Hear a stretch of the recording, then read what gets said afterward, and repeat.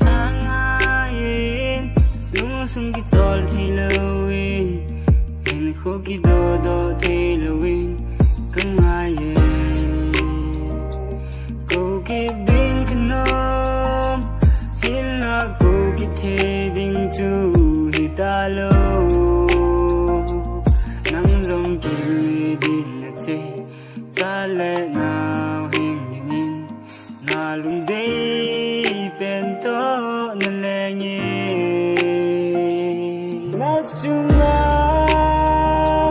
ka bol khel ka se khel zo se ni ngaidam min na lung dei ban kahin kho hi ka pui zo ba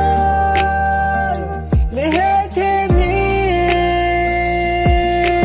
sen iphat chi sang ai lung sung ki chol thi lowin in kho ki do thi lowin kang ai ko ki bin knom hil na ko ki the ding chu hi ta lo nang long ki din na che cha le now hing min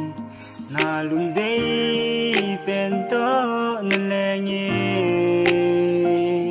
nas chunga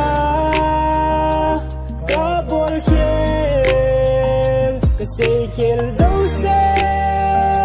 ni ngaidam min na lung dei ban kahin kho hi